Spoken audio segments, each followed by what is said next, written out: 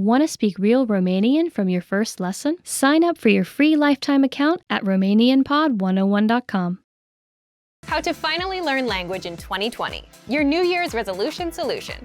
So, January is over, but let me ask you a question. Have you set a resolution for this year? If you haven't, it's understandable. Most people end up failing with their resolutions. You set one, you try to do it in January, and by February, there's no progress. Doing it is no longer fun, or you get sidelined by something else. So you quit and put it off until next year, or whenever the guilt of quitting your goals comes back to haunt you. So, what's the problem with setting resolutions? Why do we keep failing? First of all, regardless of what most people say about New Year's resolutions, setting goals, whether on January 1st or any other time of the year, is a good thing. You have to know where you're going and what you want to achieve. Otherwise, you'll be floating around aimlessly from one language app to another and have nothing to show for your time spent. But the problem lies with the goals that people set. For example, most people set goals like, I want to master Chinese, or I want to lose weight, or I want to be fluent in Japanese. And based on these kinds of goals, here are 3 reasons why 90% of New Year's resolutions fail. First, resolutions fail because they are not specific and not measurable. Take a goal like, I want to master Chinese this year. The problem is that's a very vague goal. What do you mean by master? Do you want to speak about the economy, or do you just want to have everyday conversations? And can you really measure how much progress you need to master the language? The second reason is they are unrealistic. You might think, but isn't it good to set huge goals and aim for the stars? It's not bad, but if you say, I want to be fluent by September, is that realistic for you? Are you ready to commit yourself to nothing but language learning, 6 to 8 hours a day nonstop? The answer is no for most people. The third one is there's no action plan. The problem is you'll still fail even with a specific and realistic goal if you don't know when and how you're going to do it. For example, when will you study? How long will you study every day? And how will you study? So now you know why most people fail with their New Year's resolutions. Then how do we set New Year's resolutions and actually succeed? Here are the 3 rules for successful goal setting. Remember, your goals must be 1. Specific and measurable, 2. Realistic, and 3. They must have an action plan. Yes, the complete opposite of everything you heard earlier. For example, let's say you're learning Italian this year. Instead of saying, my goal is to learn Italian this year, set a specific, measurable, realistic goal for the month, like speak 3 minutes of conversation by February 28th. And you can also set a yearly goal, like 30 minutes of conversation, and work towards that. The whole point is 3 minutes is measurable. You set a timer, time yourself, and know when you reach it. It's realistic. Instead of saying, I want to learn the whole language, you're just aiming for 3 minutes for the month, and maybe 30 minutes for the year. So ask yourself, do I have time to learn enough of the language to speak for 3 minutes? That will vary from learner to learner, but 3 minutes sounds much more realistic than I want to master a language. Finally, you still need an action plan for your goal. And for that, you need to answer these questions. When will you study? How long will you study every day? Where do you plan to study? How will you study? What is your study schedule? This is the most important part because this tells you when and how to study. If you don't answer these questions, you'll have no idea what to do and you'll quit because you have no routine to stick to.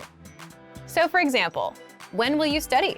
I'll study at 9 p.m. on weekdays. How long will you study every day?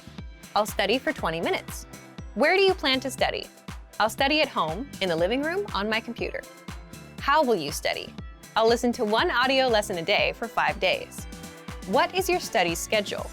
From Monday to Friday with audio lessons. I'll listen to the lesson, then go through the lesson notes for 20 minutes each day. Here are a few more things you can do to improve your chances of success. Reward yourself after hitting a goal.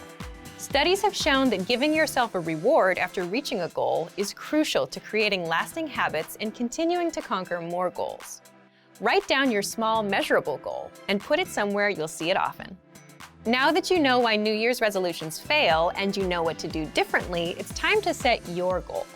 Our suggested goal for you for February 2020 is speak 1 minute of conversation in your target language. The deadline is February 28th. Remember to set your action plan as well. Just answer these 5 questions.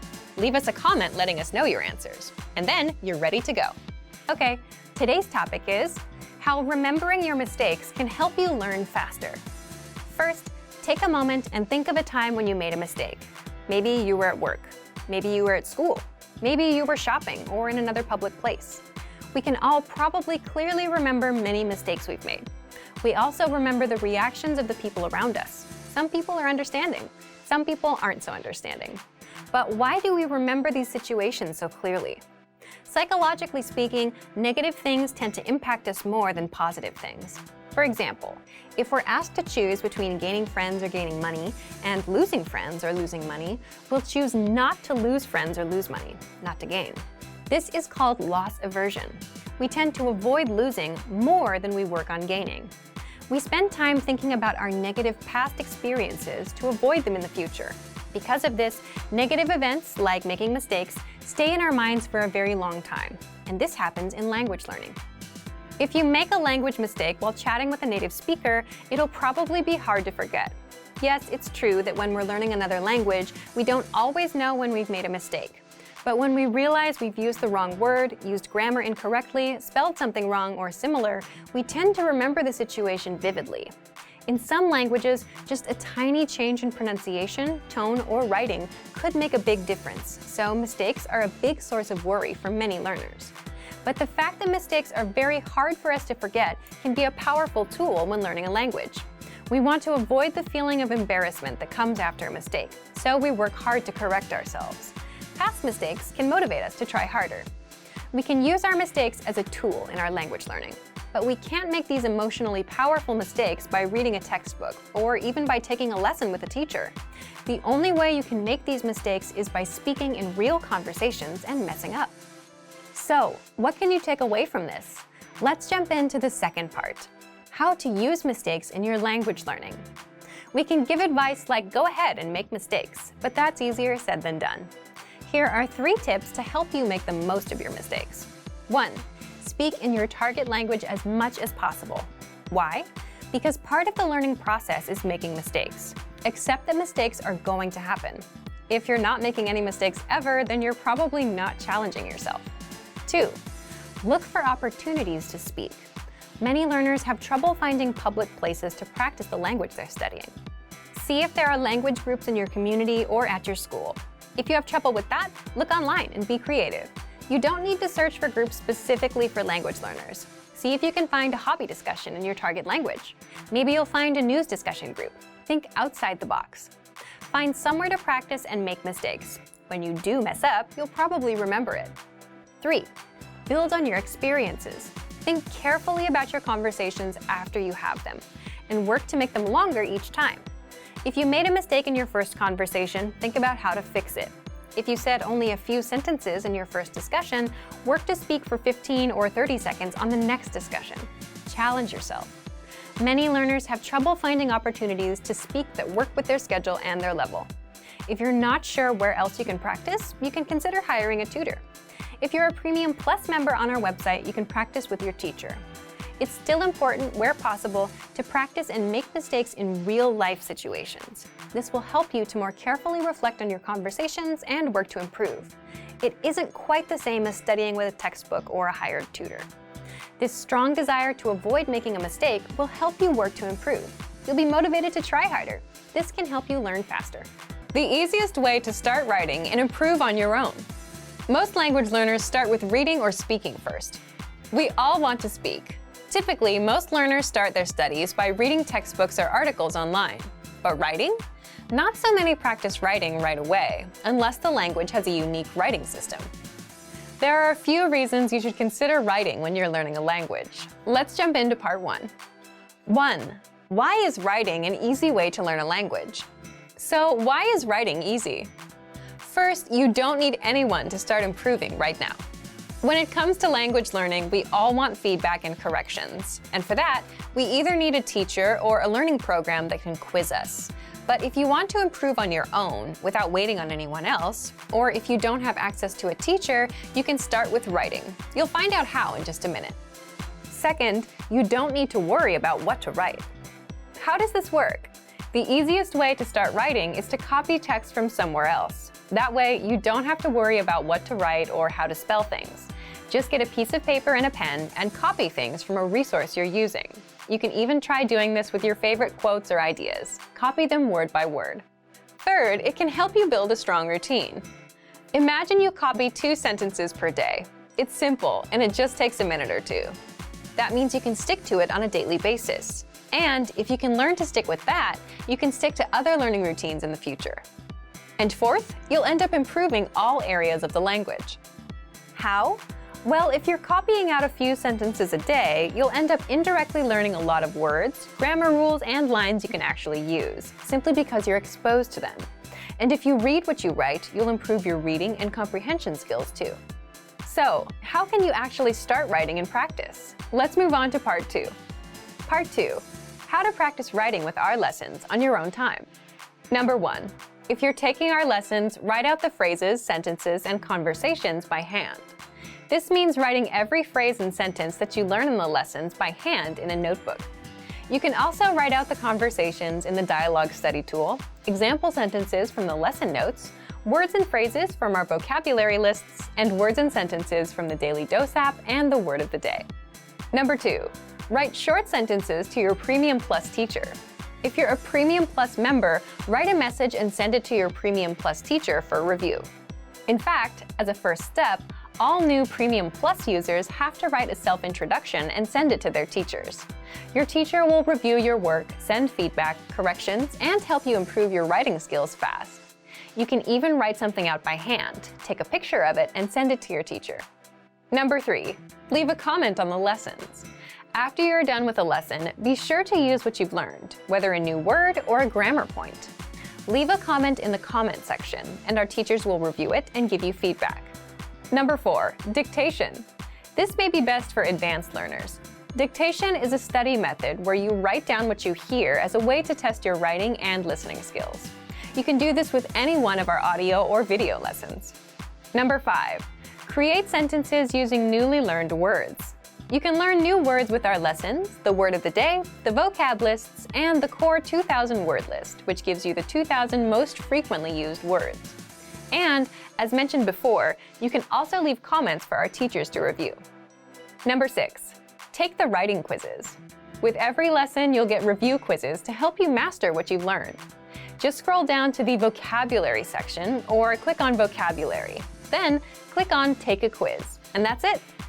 Now you know how to improve your target language on your own. Just copy things out. If you're having a hard time sticking with language learning, you'll find out how to fix it now. Let's jump into the first part. 1. How to map your routine and set your schedule. First, here's a quick question for you. Which of these would you rather have? A. The world's most comprehensive language learning resources, but a weak study routine. Or B. A strong study routine and average resources. Leave your answer in the comments. But there is a correct answer here. You want a strong study routine. Why? You can have the best app or textbook in the world, but if you don't use it because you don't have a learning routine or a habit, you won't learn anything. If you have a strong routine and work ethic and just a dictionary and internet access, you'll learn more than someone with the best program and no routine. The point is, we are creatures of routines and habits, and our habits can be used for good or bad. They make us or break us.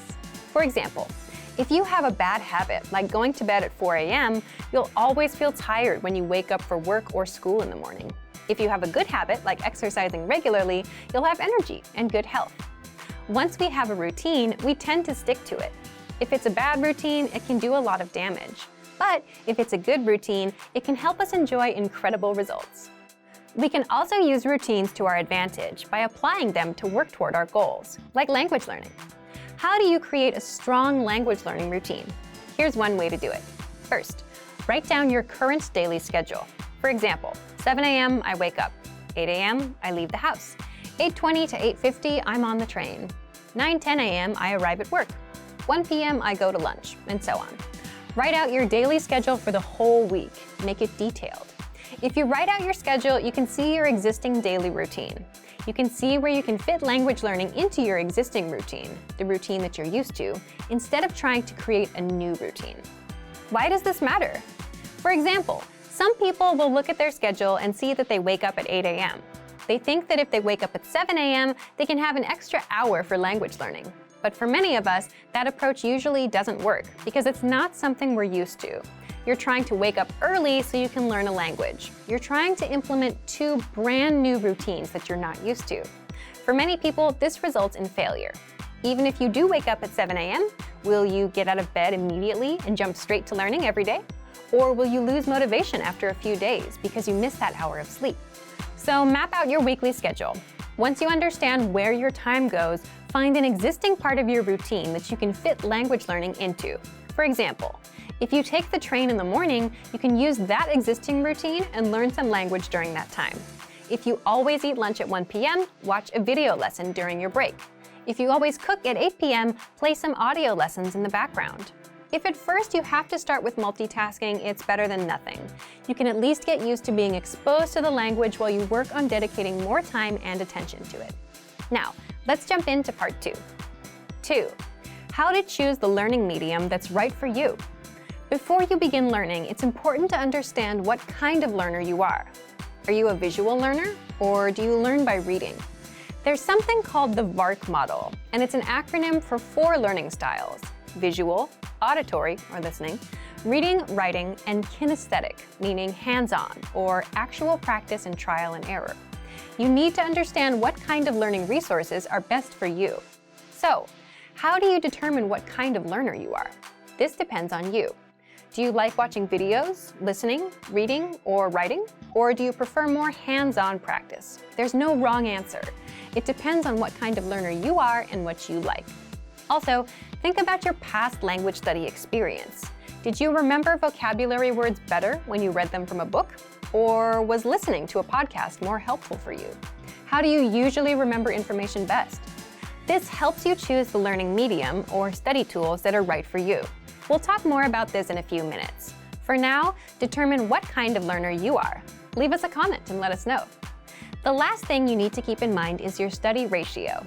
Your study ratio is how much time you spend absorbing information, input, and how much time you spend producing language, output. What you want to strive for is about 50% input and 50% practice or production, producing that language. So, if you read for 30 minutes, then you want to practice for 30 minutes. You can't just consume, you must practice. Otherwise, it's not going to stick as fast. All right, we've covered routines and learning types. Let's move on to part 3. 3. The language tools you'll want for your learning style. In this last part, we're going to cover all the resources that you can take advantage of based on your learning style. But remember, if you're a visual learner, that doesn't mean you should shun resources that don't fit that style. Sometimes it's not practical to watch a video. For example, if you're driving, audio is a much better choice. So let's jump in. If you're a visual learner, take advantage of our video lessons in the lesson library. We have them across all levels, from absolute beginner to advanced. These will be your main source of learning. Use the vocab slideshows. You'll find these on every lesson page and vocab list. The slideshows make it super easy to learn and review words. Just press play and watch. You can put it on a loop and watch for as long as you want. Next, if you're an auditory learner, then take advantage of our audio lessons. You can also use dialogue audio tracks. These give you just the conversation from that lesson, and you can use these tracks to immerse yourself in conversations. Next, if you prefer reading and writing, we include lesson notes and transcripts for every audio and video lesson. So, if you're taking a lesson, read along. The lesson notes include extra grammar explanations, vocab lists, and cultural insights that are not available in the lesson. You can also check out our extensive reading books in the lesson library. These are simple one-line per page books that will build you into a confident reader. If you prefer writing, you can copy out the lesson dialogue into your notebook. You can leave comments on our lessons with sample sentences. You can keep a daily journal in your target language. Plus, you can send messages to your Premium Plus teacher and practice writing. They'll correct your mistakes, tell you how to express yourself in a natural way, and help you improve fast. And finally, if you're a kinesthetic learner and prefer hands-on experience and trial and error, definitely use our Premium Plus teachers and practice with them. You can do that via the My Teacher Messenger on the site or in the app. Use our spaced repetition flashcards. These cards quiz you on words and phrases and help you master them fast. They sort the words for you and quiz you accordingly. So, if you don't know a word, you'll keep seeing it over and over until you get it right. And if you do know it, you'll see it again in a few days. It'll pop up every now and then just to refresh your memory.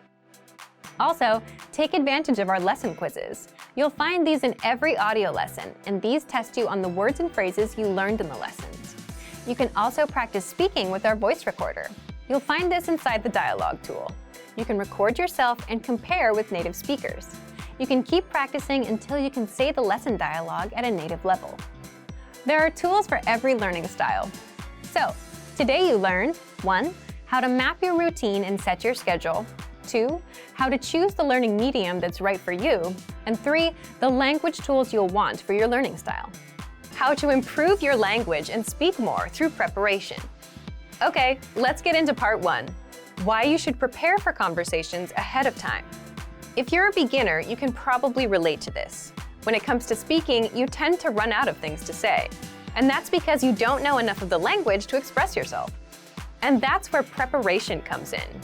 You may think that the conversations we have in our daily lives are spontaneous, that you can't prepare for them. You're right to an extent. But imagine meeting someone for the first time. Both of you will go through some common questions and phrases, like, what's your name? My name is, where are you from? And how long have you been studying the language? As a language learner, you'll have these kinds of conversations with almost every native you meet, guaranteed. They'll always ask you about how long and how you've been learning. And even with your friends, some conversations start the same way. For example, you say things like, hey, how are you?